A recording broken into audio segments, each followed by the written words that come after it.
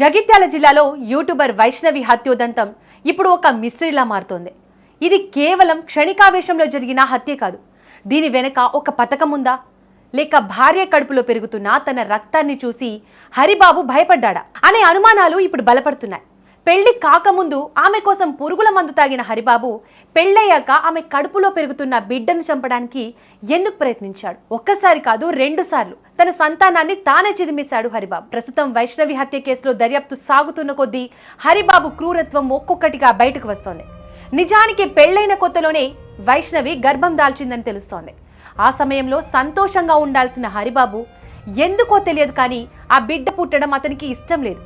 వైష్ణవికి మాయమాటలు చెప్పి ఎవరికీ తెలియకుండా గుట్టు చప్పుడు కాకుండా వైష్ణవి గర్భం పోయేలా చేశాడు. ఈ విషయం మీ అమ్మ వాళ్లకు కానీ మీ ఇంటికి కానీ తెలియకూడదు అని ఆమెపై ఒత్తిడి తెచ్చాడు. పాపం భర్త మీద నమ్మకంతో వైష్ణవి అప్పుడు మౌనంగా ఉండిపోయింది. కానీ 3 రోజుల తర్వాత తట్టుకోలేక తన తల్లిదండ్రులకు అసలు విషయం చెప్పింది. కాలం గడిచింది. వైష్ణవి మళ్లీ గర్భవతి అయింది. ప్రస్తుతం ఆమె 5 నెలల గర్భిణి. ఈసారైనా ఆ బిడ్డను భూమి మీదకు తెచ్చుకోవాలని, పసి ప్రాణాన్ని గుండెలకు హత్తుకోవాలని వైష్ణవి ఎన్నో కలలు కంది. కానీ హరిబాబు గుండెల్లో మాత్రం కనికరం కలగలేదు. మళ్ళీ అదే పిల్లల గొడవ మొదలైంది. నిన్న రాత్రి జరిగిన గొడవలో తన భార్యను మాత్రమే కాదు, తన కడుపులో ఉన్న 5 నెలల పిండాన్ని కూడా అత్యంత పాశవికంగా హతమార్చాడు. గతంలో ఒకసారి అబార్షన్ చేయించిన హరిబాబు ఈసారి ఏకంగా ప్రాణమే తీసేశాడు.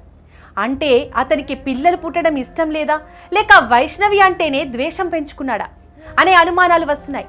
చావనైనా చస్తాను కానీ నిన్ను వదిలి ఉండలేనని పెళ్లికి ముందు నాటకమాడిన హరిబాబే ఇవాళ 2 ప్రాణాలను బలితీసి పరారయ్యాడు. కోరుట్ల మండలం మాదాపూర్ గ్రామం ఇప్పుడు శోక సంద్రంలో మునిగిపోయింది.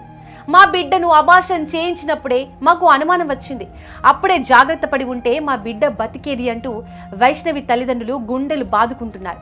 ఒక యూట్యూబర్గా అందరినీ అలరించిన వైష్ణవి ఇలా తన బిడ్డతో సహా కాటికి వెళ్ళడం ఎవరు జీర్ణించుకోలేకపోతున్నారు. ఫస్ట్ పెళ్లి అయినాక 3 నెలలకు నెల 15 రోజులు అయింది గర్భవతి. లోపల తీసుకుపోయి ఆయన తీపిచ్చాడు. తీపిచ్చినాక మీ అమ్మకి చెప్పకు, మీ నాన్నకి చెప్పకు, ఎవరికి చెప్పకని చెప్పిండు. చెప్తే 2-3 రోజులు అయినాక 8 రోజులు అయినాక మళ్ళీ మెల్ల తల్లికి చెప్పింది, మాకు చెప్పింది. ఎందుకు మాకు చెప్పలేవంటే నువ్వు ఎవరికి చెప్పకు అని నెల 15 రోజులు గర్భవతి చేసిండు. తర్వాత ఇప్పుడు మళ్ళా ఇప్పుడు నాన్నెళ్ళు ఇంట్లో దొరకొచ్చిండ్రు, ఎట్లా కూర్చున్నారు మాట్లాడుకున్నారు. అలా 4 వచ్చిండ్రు, ఎండ్ల పడితే అలా ఓడిచిండ్రు, చంపేసిండ్రు సార్ వాళ్ళు.